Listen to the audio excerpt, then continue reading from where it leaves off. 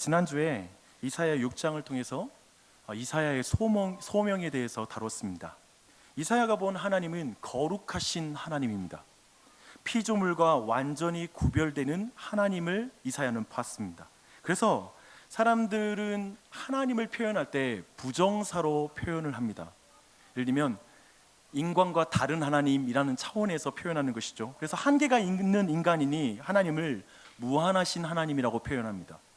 그리고 늘 변하는 사람이니 하나님은 불변하시는 하나님이라고 말합니다. 능력에 있어서 한계가 있으니 하나님을 전능하신 하나님이라고 또한 표현합니다. 그리고 그분이 무소부재하다 이런 모든 표현을 쓸 때 영어로는 인자를 붙이거나 임을 써서 하나님이 어떤 분이신지 부정사로 표현을 합니다. 그분이 인간과 다른 하나님이라는 것입니다. 근데 이사야는 죄를 가진 피조물로서 창조주 하나님을 배웠고 그 영혼에 하나님의 이름이 새겨졌습니다. 그래서 이사야만 자주 사용하는 이름이 있다고 말했죠. 그 이름은 이스라엘의 거룩하신 이라는 이름입니다. 이 이름은 구약 성경 밖에서도 2번밖에 사용되지 않지만 이사야에서는 27번, 8번 정도가 사용되는 이사야가 만난 소명 가운데 만난 특별한 이름입니다. 이사야는 하나님을 생각하면 이게 생각나는 거예요. 하나님은 인간과 비교할 수 없는 상상할 수 없는 초월자이시다. 그리고 위대하고 무한하시고 영원하신 하나님이시다는 그 이미지, 그 위대함이 그는 생각이 납니다. 근데 이사야 53장을 이해할 때 바로 이 이미지가 바로 이 53장을 정확하게 이해하게 해주는 키가 됩니다.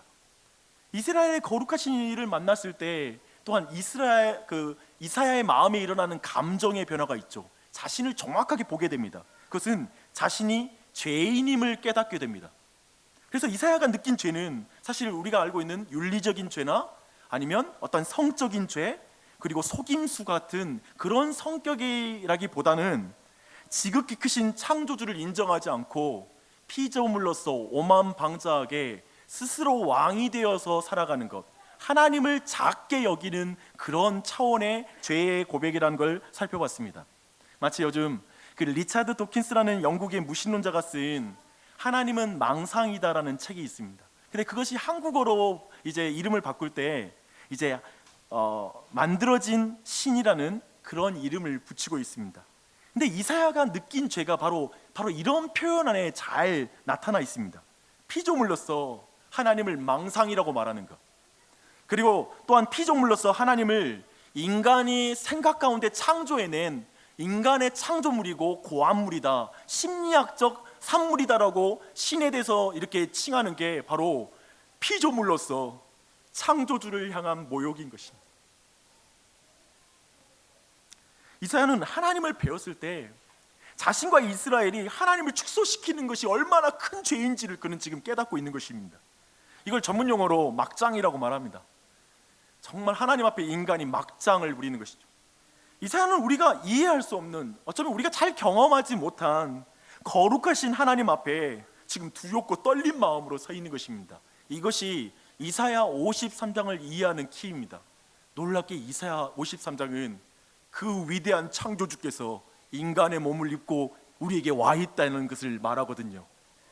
그 성육신하신 예수 그리스도의 그 아름다움은 이 거룩하신 하나님을 이해할 때만 진짜 그게 얼마나 큰 겸손이고 아름다움이고 위대함이고 큰 사랑인지를 깨달을 수 있기 때문에 지금 이것이 바로 이사야 6장이 이 53장을 이해하는 첫 번째 키입니다. 이제 한 손에 그 키를 쥐고 계시죠? 근데 두 번째 우리 다른 손에다가 이 53장을 이해하는 두 번째 키를 줄 필요가 있습니다. 뭐냐면 이사야 53장을 볼 때 이사야의 전체 구조를 좀 이해할 필요가 있습니다. 이사야 전체는 66장이에요. 근데 성경의 권서가 똑같죠? 근데 1장부터 39장까지가 다가올 심판에 대한 말씀이 줄을 이루고 있습니다. 그래서 이스라엘 백성이 하나님의 백성이 되기를 거절하고, 그리고 이제 그 땅 가나안 땅에 있는 이방 민족들하고 똑같이 되어버리자 하나님께서는 하나님의 동산인 가나안에서 이스라엘 백성을 쫓아내기로 합니다. 마치 첫사람 아담과 하와가 범죄했을 때 하나님의 통치를, 말씀의 통치를 거절하고 자기가 선과 악의 기준이 됐을 때 하나님 나라에서 쫓겨나는 것처럼 이스라엘 백성을 쫓겨나게 하되 이제 바벨론을 통하여 그들을 심판함으로 그들이 쫓겨날 것이라고 구체적으로 예언하고 있습니다. 특별히 39장의 마지막 절은 약 유다가 바벨론의 포로가 되기 80년 전에 이 예언이 이루어져요. 그리고 그 말씀대로, 그 약속대로, 그 말씀대로 이스라엘 백성은 포로로 끌려갑니다. 하나님의 말씀이 참된 하나님의 말씀인 걸 말해주는 거죠. 왜냐하면 누구든지 미래를 예상할 수 없기 때문에 그렇습니다. 참으로 하나님의 말씀대로 그들은 멸망하게 됩니다. 그런데 이제 40장부터 66장까지는 하나님의 은혜와 구원에 대한 말씀이 이어집니다. 40장은 극적인 전환을 보여줘요. 하나님의 백성들의 구원을 바라보기 시작해요. 특별히 메시아를 통한 하나님의 구원의 역사에 대해서 이제 미리 약속하기 시작합니다. 그런데요, 여기서 매우 흥미로운 사실을 하나 발견하게 됩니다. 이사야 40장부터 66장까지 전체가 27권이거든요. 근데 이 27권을 시작하는데 마치 신약도 27권이에요. 물론 이걸 지나치게 의미 부여하면 안 돼요. 나중에 여기까지 영감 받았다라고 우리가 말할 수는 없기 때문에. 근데 신약이 놀랍게도 신약의 시작과 신약의 끝의 내용을 이사야 40장과 이사야 66장이 동일한 맥락에서 똑같은 내용을 다루고 있어요. 한번 시작을 볼게요. 이사야 40장 3절은 이렇게 말함으로 시작합니다. 외치는 자의 소리여 이르되 너희는 광야에서 여호와의 길을 예비하라 사막에서 우리 하나님의 대로를 평탄하게 하라. 누가복음의 시작은 세례 요한의 출생으로부터 시작합니다. 즉 복음서의 시작이 세례 요한의 출생과 시작해요.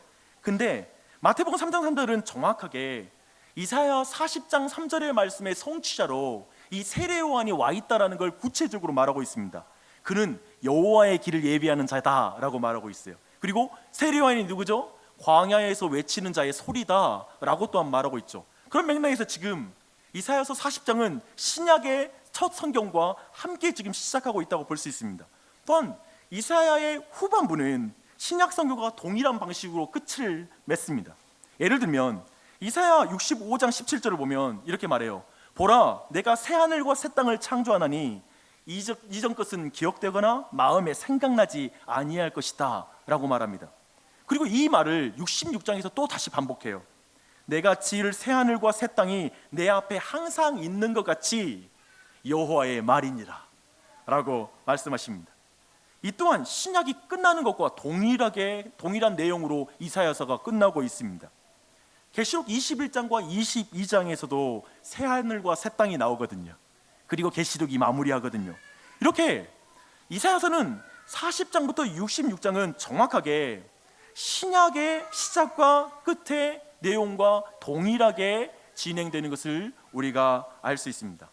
그런데 오늘 우리가 집중할 것은 40장부터 66장 사이에서 바벨론으로 포로로 끌려갈 유다 백성, 곧 자기 죄로 말미암아 하나님의 심판을 받고 하나님 나라로부터 쫓겨난 인류를 다시 회복시키고 구원하실 메시아에 대한 예언입니다.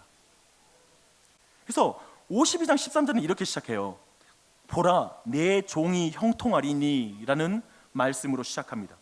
이사야에서 네 번째로 사용하는 여호와의 종이라는 표현입니다. 내 종이라는 표현입니다.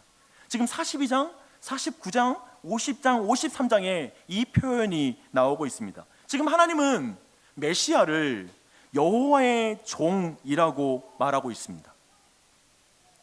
지금 일찍이 사무엘부터 시작된 참된 왕이 올 것이라는 예언이 있었거든요. 그리고 진정한 왕이 와서 의로 주님의 땅을 통치하게 될 것이라는 그 약속이 일찍부터 하나님께서는 약속을 해줬습니다.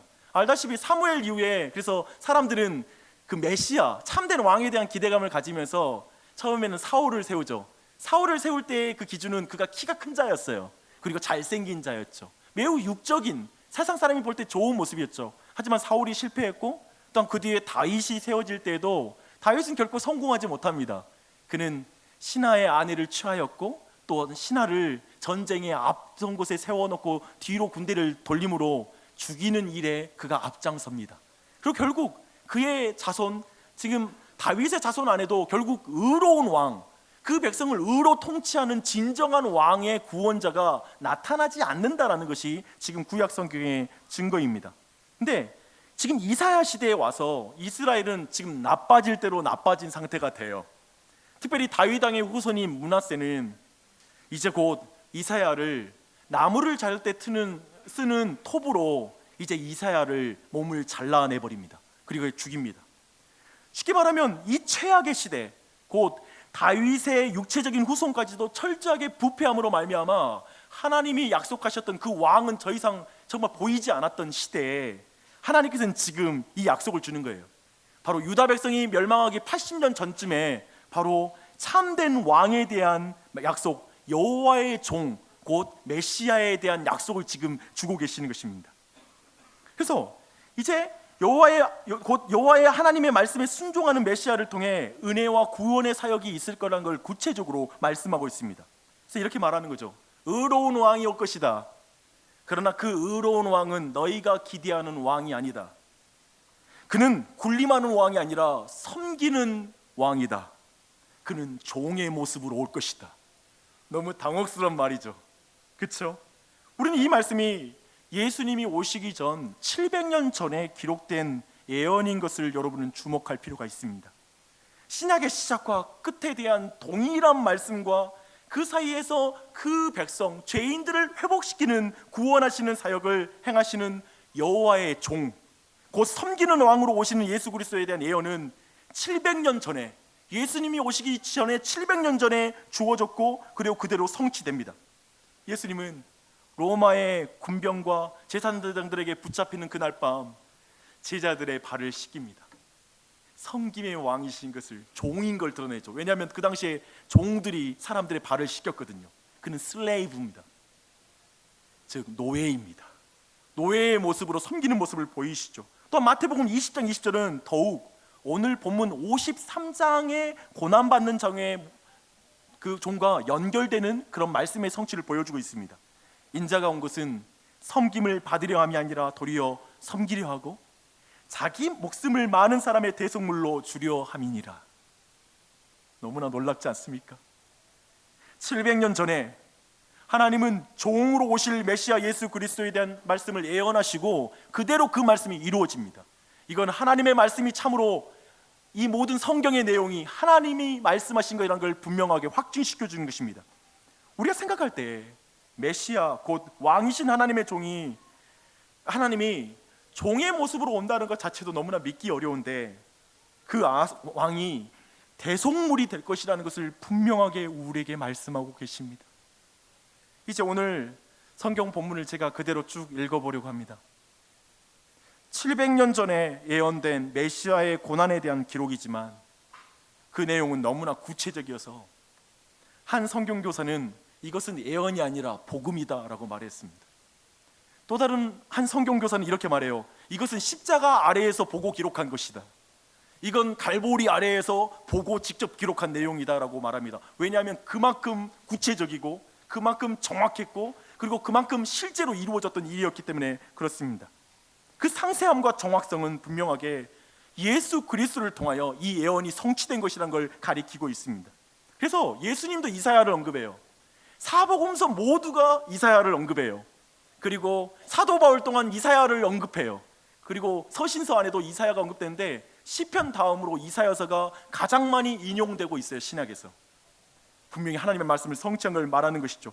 이제 그 내용을 제가 좀 마음을 담아 읽겠습니다. 사실 저는 오늘 본문을 보면서 이 본문에 대한 해석을 거의 하지 않을 것입니다. 그저 한번 쭉 읽는 것으로 갈 거예요. 왜냐하면 너무 구체적이고 너무나 정확하게 우리에게 이루어졌기 때문에. 이번 한 주 동안 저는 이 말씀을 한 30번 이상을 계속 읽었습니다. 그냥 그것만으로도 얼마나 큰 감격이 되던지요.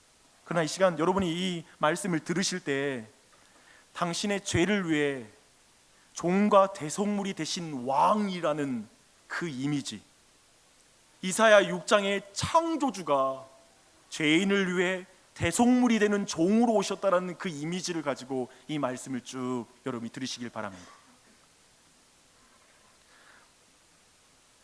우리가 전한 것을 누가 믿었느냐? 여호와의 팔이 누구에게 나타나느냐?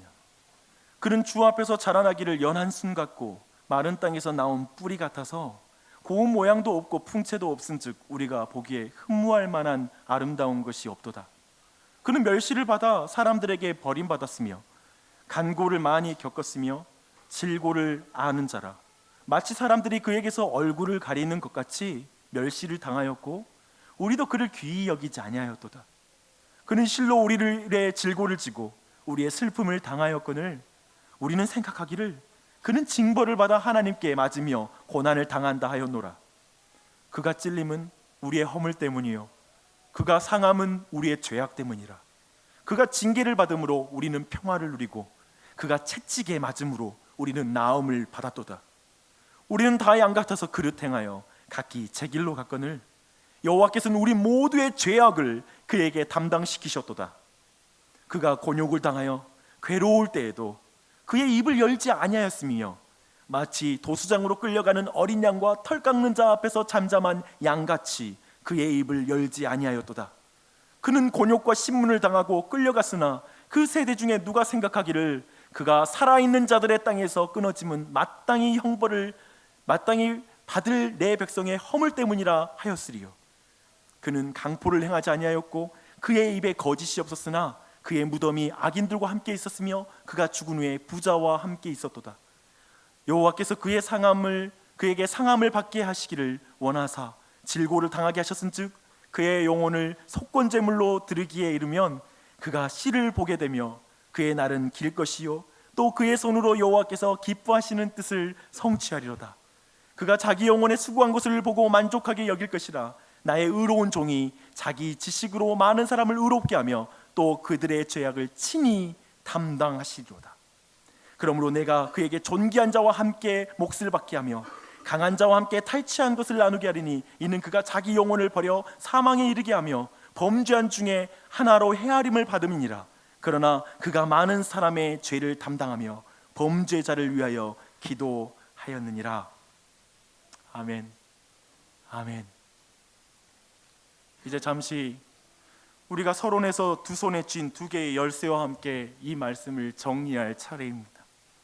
이사야는 거룩하신 하나님 앞에 설 때에 자신이 얼마나 큰 죄인인지를 깨닫습니다. 사도 바울의 고백처럼 의로우신 하나님 앞에 사도 바울은 자신이 죄인 중에 괴수라고 자신의 영혼을 본 것처럼 이사야는 그랬습니다. 그리고 죄인은 죽음이라는 하나님의 의로움 앞에 죽음이라는 운명 외에 그걸 피할 수 없는 운명이고 그걸 스스로 벗어날 수 없다는 걸 그는 확인합니다.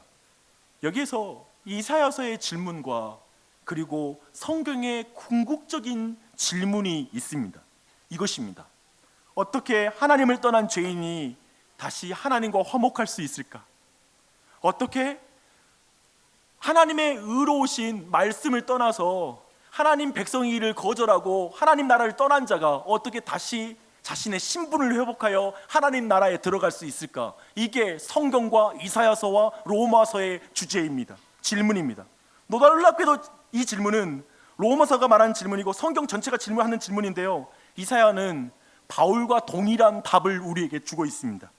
죄인이 여호와 앞에 의로워지는 것은, 그리고 죄가 없는 것으로 여겨지는 것은, 그래서 하나님 나라의 백성으로 다시 들어갈 수 있는 것은 여호와의 종, 여호와의 노예이신 메시아가 대속물이 되어 죄인의 자리에서 하나님의 심판을 받고 고난을 당해야만 그 일이 이루어질 수 있다라고 우리에게 말하고 있습니다. 그래서 5절은 핵심 구절입니다. 그가 찔림은 우리의 허물 때문이요 그가 상함은 우리의 죄악 때문이라. 그가 징계를 받음으로 우리는 평화를 누리고 그가 채찍에 맞음으로 우리는 나음을 받았도다. 이것이 신구약의 핵심 메시지입니다. 이것이 성경이 말하는 구원입니다. 그리고 복음입니다. 다른 식으로 말하면 이것입니다. 스스로 왕이 되고 하나님을 종으로 부리는 자는 구원을 받지 못할 것이다. 또한 자신을 희생하고 고행하고 선행을 쌓아 하나님의 의의 나라에 들어갈 것이라고 생각하는 자 또한 그 나라에 들어가지 못할 것이다. 오직 하나님이 죄인을 사랑하사 섬김의 종이 되어 그의 죄인의 죄를 대신하여 형벌을 받으신 것, 형벌인 십자가에 달린 것을 받아들이는 자, 그래서 자신의 선행을 내려놓는 자, 자신의 생각을 내려놓고 자신의 왕자에서 내려오는 자, 자신의 고통을 붙잡고 있는 자가 그걸 내려놓는 자, 그리고 죄인을 섬기신 예수 그리스도를 받아들이는 자만이 나음을 받을 것이다. 예수님의 고통을 받아들인 자가 나음을 입을 것이다 라고 성경은 말합니다. 이것이 성경과 기독교의 복음입니다. 그리고 모든 종교와 다른 복음입니다. 어떻습니까? 기독교가 해결하는 문제가 여러분에게 시급하게 와닿는 지점입니까? 하나님과 화목하는 것, 죄인이 의인이 되어 하나님 나라에 들어가는 것, 여러분에게 시급합니까? 그리고 이 복음을 여러분 또한 받아들이고 계십니까? 그런데 여기서 중요한 질문이 하나 있습니다. 왜 유대인은 이 분명한 메시지, 이사야의 이 예언을 다르게 해석할까? 아니면 왜 이걸 받아들이지 않을까라는 질문입니다. 너무 구체적이고 정확해서 예수 그리스도를 이걸로 예수님으로 해석하고, 그리고 그걸 예수님을 믿어야지 마땅한 게 지금 이 본문이잖아요. 근데 왜 유대인들은 과연 이 본문을 어떻게 해석할 것인가에 대한 궁금함이 저는 개인적으로 53장을 볼 때마다 있었습니다. 이사야서의 은혜와 구원에 대한 이 말씀을, 우선 이걸 이해하려면 이게 세 부분으로 나누어지는 것을 여러분이 이해할 필요가 있습니다. 지금 40장부터 66장까지는 9장씩 세 부분으로 나눌 수가 있습니다. 첫 번째 9장은 바벨론 포로에서 구원의 약속을 해주는 것입니다. 정치적 해방에 대해서 하나님이 약속해 주는 부분입니다. 그래서 이제 어쩌면 좀 더 보고요. 그리고 나서 마지막 9장은 뭐냐면 저주받은 땅으로부터의 구원입니다. 그래서 새 하늘과 새 땅이라는 종말론적인 구원에 대해서 약속하는 게 마지막 9장입니다. 그리고 이제 우리가 볼 중간의 9장은 바로 죄로부터의 구원에 대한 약속이 중간의 9장입니다. 이렇게 되면 유대인들이 53장의 말씀을 왜 우리식으로 지금 예수 그리스도를 해석하지 못하는지 그 이유가 한 가지 발견이 됩니다. 유대인들은 우리와 마찬가지로 여기에 대한 약속, 그리고 지금에 대한 약속, 지금의 비참한 상황에서 나를 구원해 주는 약속에 대해서 감격했을 것입니다. 그래서 메시아는 저 바벨론으로부터 자신을 구원해 주는 현실적 지도자가 될 것이라는 기대를 늘 이스라엘 백성은 가졌습니다. 또 로마가 점령할 땐 메시아가 나타나서 이 로마의 압제로부터 우리를 건져줄 걸 늘 기대하고 있었습니다. 그리고 또한 유대인들은 나중에 완성될 하나님의 나라, 그 미래에 있을 새하늘과 새 땅에 대한 그 예언을 들었을 때 전율했을 것입니다. 왜냐하면 그곳에서 유대인들은 가장 높은 자리에 차지할 것 같은 그 기대감을 가진 것입니다. 잘 보십시오. 상황으로부터의 구원, 적으로부터의 구원, 그리고 그들의 고난으로부터의 구원, 질병으로부터의 구원, 사회적 낮은 지위로부터의 구원, 그리고 우리의 경제적인 문제를 해결해 줄 수 있는 구원에 대한 부분을 그들은 원했습니다. 하지만 죄로부터 구원해 주는 구원은 그들에게 와닿지 않는 비현실적인 구원이었을 것입니다. 그렇지 않을까요? 배부르면 생각할 수 있는 게 종교고, 배부르면 생각하는 게 죄 문제일 수 있잖아요. 상황이 바뀌어야 생각나는 게 교회 갈 마음이다라고 주장하는 사람이 있잖아요. 그런 의미에 볼 때 죄의 문제는 2차적이고 그냥 내 입에 풀칠하며 생존하는 게 먼저인 것이 인간의 본성인 것입니다. 그런 의미에서 유대인들은 앞에 9장과 뒤에 9장에 대한 그 메시아에 대한 약속은 받아들이나 가운데 있는 고난받는 메시아에 대해서는 도저히 이해하지 못하는, 해석이 안 되는 것 가운데 있다고 보는 것이 타당할 것입니다. 그런데 예수님의 사역은 죄로부터 구원하는 사역이었습니다. 이게 핵심이에요. 죄로부터 구원하는 사역. 6절을 보면 우리는 다 양 같아서 그릇 행하여 각기 제 길로 갔거늘 여호와께서 우리 모두의 죄악을 그에게 담당시키셨도다. 죄악을 담당시킨 고난당한 종으로 53장은 말하고 있습니다. 지금 유대인이 필요 없다라고 말한 죄로부터의 구원을 예수님이 약속하십니다. 왜냐하면 그들에게서는 모세가 있었거든요. 율법이 있었거든요. 할례가 있었거든요. 제사제도가 있었어요. 그래서 그들은 어느 정도 하나님께서 우리를 구원하신다는 것에 대해서 의심하지 않아요. 그냥 자신의 마음을 느껴주는 왕이면 충분했죠. 현실적인 문제를 해결하는 왕이면 돼요. 오늘날에도 도덕주의자들 안에 이것을 발견할 수 있습니다. 도덕주의자들에게 예수님은 필요 없습니다. 남들에게 피해주지 않고 비교적 선하게 살면 신이 나를 천국으로 받아줘야 한다라고 생각하기 때문에 굳이 내 죄를 위한 구원자는 필요 없습니다. 예수를 받아들이지 않는 이유는 그들이 악해서 받아들이지 않는 게 아니라 그들이 스스로를 선하다고 생각하기 때문에 그들은 예수를 받아들일 수가 없습니다. 난 어느 정도 선하거든, 다른 사람보다 좀 깨끗하게 살려고 노력한 그것이 그가 예수님을 받아들이지 못하게 하고 자신을 대신하여 고난당하는 그런 왕을 받아들이지 못하게 하는 이유입니다. 이것이 바로 유대인들에게 동일한 것입니다. 그렇다면 유대인들은 53장을 어떻게 해석할까요? 사실 고대의 모든 랍비들은 이 53장을 메시아와 연결시켜서 해석을 했습니다. 그런데 지금 현대의 랍비들은 메시아와 연결하지 않을 뿐만 아니라요, 지금 유대인의 회당에서는 53장을 안 읽는데요. 왜냐하면 너무나 그 내용이 예수 그리스도, 기독교의 예수 그리스도가 성취한 것과 너무 흡사해서 이걸 어떻게 해석해야 될지에 대해서 막막해서 그런 것입니다. 그런데 고대의 랍비들은 어떻게 이것을 해석하냐면, 메시아가 우리의 고통을 느끼시는 것을 이런 방식으로 표현했다, 그분이 이렇게 아파한다라는 것을 이렇게 표현했다라는 것으로 해석을 합니다. 그들은 메시아가 그들의 대속물이 되는 것을 허용하지 않습니다. 다만 메시아는 인생들의 모든 고난에 공감하면 되는 거예요. 그래서 고난에 공감하는 방식으로 인간의 고통에 참여하는 여호와 하나님이셔 라는 것까지 그들은 해석합니다. 유대인들은 구원자가 필요한 게 아니라 동정해 주는 자가 필요해요. 같이 고통을 나눌 수 있는, 그것이 거룩하신 하나님, 창조주 하나님이 인간에게 베푸는 최고의 은혜라고 생각해요. 그들은 메시아가 죽는다라는 건 상상할 수가 없어요. 유대인은 그들의 적들과 상황, 고난으로부터, 고통으로부터 구원해 줄 왕이 필요하지, 대신 그 일을 감당할 하나님은 상상할 수 없는 거예요.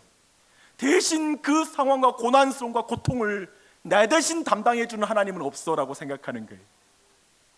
53장을 고난받는 왕, 죄인을 위해 대속물이 되신 메시아로 해석하지 못하는 유대인은 누구입니까? 저는 여러분에게 묻습니다. 사실 우리들도 은혜와 구원을 기다립니다. 좋아합니다. 상황으로부터의 구원, 대적으로부터의 구원, 고통으로부터의 구원, 그런 천국, 그 미래에 대한 약속 다 좋아합니다. 이 중에 누가 천국 가는 게 싫어요? 다 그래서 교회 안에 들어왔을 것입니다.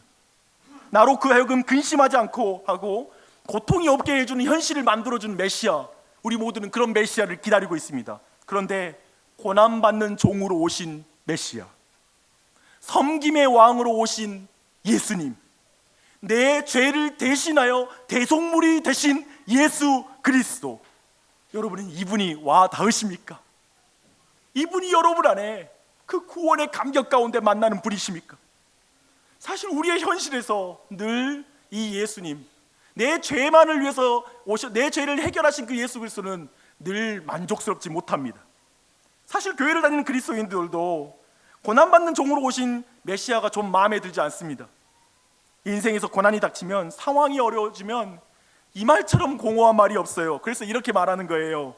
아니, 십자가에 달려 나의 죄를 위해 그 고통을 당하신 분이 그에 비하면 너무나 작은 나의 이 고통은 해결하지 못해?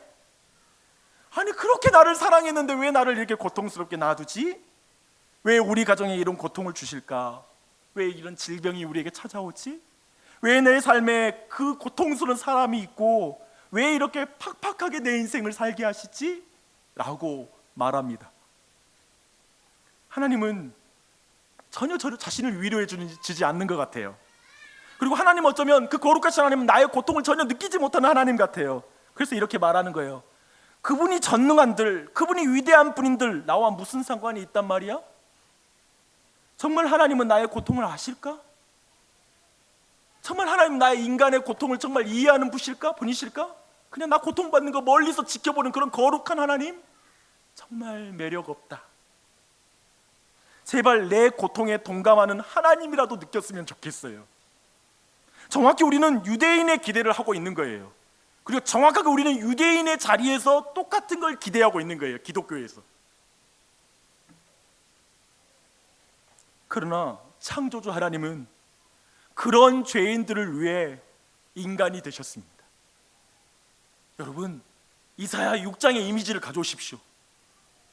만군의 여호와, 온 세상을 창조하신 무한하시고 영원하시고 그 본질과 속성이 영원하고 불변하시는 분, 그 위대한 창조주가 육체의 몸을 입고 이 땅에 내려오셨어요. 시간 안으로 들어오셨고 공간 안으로 들어오셨어요. 율법 아래에 나셨고 인간과 동등한 형편에 처하셨어요. 창조주가 피조물이 되셨어요. 더군다나 자신을 반역한 인간을 위해 그 몸으로 이 땅에 내려오신 거예요. 그리고 그 왕이 죄인을 섬겨요. 섬김의 왕으로 그분이 오셨어요. 죄인의 모든 고통을 함께 공감하는 수준이 아니라 인간의 모든 고통을 대신 감당하기 위해 오셨어요. 이것이 기독교의 복음이에요. 그분은 결국 죄인의 고통을 끝장내기 위해 자신이 대신 고통을 당하십니다. 대속제물이 되신 메시아 왕이 된 것입니다. 누가 이런 하나님을 상상할 수 있었겠어요? 유대인들은 이 성경을 보고 봐도 이해가 안 되는 거예요. 어떻게 메시아가 고난을 당해? 그냥 심정적으로 내 고통을 느껴주는 것이지. 그러나 신약의 빛 아래에서 우리 모두는 그분이 참으로 내 죄를 짊어지고 내 고통을 대신 짊어지셨다는 사실을 믿게 되는 것입니다. 이게 기독교의 복음입니다. 사도행전 8장에는 오늘 말씀과 관련된 이야기 하나 나옵니다. 에디오피아라는 북아프리카에서 너무나 먼 지역, 그 당시에는 아무나 예루살렘은 찾아오지 못할 텐데 이 사람은 유대교로 개종한 사람이라서, 그리고 정말 신앙이 깊은 사람이라서 예루살렘을 찾아왔다가 다시 마차를 타고 돌아가는 길입니다. 근데 그가 그때 얼마나 하나님을 사랑하는 사람인지 이사야 말씀을 읽고 있어요. 근데 그가 그 말씀을 읽는 중에 도저히 이해가 안 되는 부분이 있는 거예요. 그 부분이 오늘 본문이에요. 그래서 그는 이렇게 말해요. 그때 이제 그 앞에 이해를 전혀 못하고 있는 그 앞에 하나님이 성령님을 통해 빌립을 이끌어 오시죠. 그리고 빌립이 그에게 물어봐요. 너가 읽는 그 성경을 이해하느냐? 그때 그 내시가 이렇게 말해요. 그가 도살자에게 가는 양과 같이 끌려갔고 털 깎는 자 앞에 있는 어린 양이 조용함 같이 그의 입을 열지 아니하였도다. 그라 굴욕을 당했을 때 공정한 재판도 받지 못하였으니 누가 그의 세대를 말하리요? 그의 생명이 땅에서 빼앗김이로다. 내시는 여기서 이사야가 말한 고난당하는 종이 그 이사야를 말하는 것입니까? 아니면 다른 사람을 말하는 것입니까? 라고 질문을 해요. 그때 빌립은 이렇게 말해요. 성경은 이렇게 말합니다. 그 이야기를 시작하여 예수를 가르쳐 복음을 전하니라. 예수 그리스도를 가르쳐 전한 이 복음은 대속제물이 되신 섬김의 왕의 복음입니다. 그리고 그 복음을 듣고 이 내시는 이제 진정한 회심을 하고 세례를 받게 됩니다. 사랑하는 여러분, 이 말씀을 우리에게 어떻게 적용할까요? 여러분, 우선 이것을 여러분의 실생활에 먼저 적용하라고 달려들지 마십시오. 하나님을 위해서 뭘 할까? 이 말씀을 통해서 라고 거기에 지금 코드를 맞추지 마십시오. 사실 복음은 우리가 하나님을 위해 뭘 할까가 아니라 하나님이 우리를 위해서 어떠한 일을 행하셨는가가 복음입니다. 그래서 이 시간 여러분은 이렇게 봐야 돼요. 여러분이 이 복음을 받아들이고 있는가? 그걸 적용하십시오. 나는 지금 이 복음을 받아들이고 있는가? 여러분이 이 복음을 믿는지를 보십시오. 당신이 기독교의 핵심 메시지 안에 들어와 있는지를 보십시오. 성경이 대답하고 있는 죄의 문제를 해결하고 영속적인 구원을 약속하잖아요. 그저 현실 문제를 해결하는 것은 일시적인 구원이지만 내 영혼이 구원받고 죽어서도 영원한 생명을 얻는 영속적인 구원, 인간의 치명적인 문제를 근본적으로 다룬 예수 그리스도의 이 질문과 답이 여러분에게 진짜 와 닿고 있는지를 보십시오. 그리고 이 사실을 받아들이는지를 보십시오. 예수 그리스도를 그저 당신의 마음에 공감하는 종교의 창시자 정도로 이해하는지, 좋은 인생관을 가르쳐주는 좋은 도덕 선생님을 생각하는지, 상담가로 생각하는지, 아니면 여러분의 현실적인 문제를 해결해주는 좋은 복지사 정도로 예수님을 생각하는지 여러분은 적용하며 보십시오. 그저 미래의 천국만을 생각하며 내가 도피할 처소를 확보하는 차원의 기독교를 믿고 있는지를 돌아보십시오. 살아가는 여러분, 기독교의 핵심 메시지를 다시 들어보십시오. 세례 요한은 예수 그리스도를 바라보며 이렇게 말합니다. 보라, 이사야서 지금 12장 13절이 보라로 시작해요. 보라, 세상 죄를 짊어지고 가는 하나님의 어린 양이로다. 그분은 당신의 고통에 동감하실 뿐만 아니라 당신의 고통을 짊어지신 분이십니다. 이 예수님이 그 거룩한, 무한한, 온 세상을 창조하는 창조주가 예수 그리스도를 통하여 죄인을 이처럼 사랑하셨으니 여러분, 뭘 더 가져 여러분의 정체성을 찾겠습니까? 집, 명예, 좋은 직위, 자녀들이 성공하는 것, 그 모든 것으로 여러분의 정체성을 삼을 수 있겠습니까? 이 예수를 거절하고 말입니다. 이 예수님을 여러분이 받아들이십시오.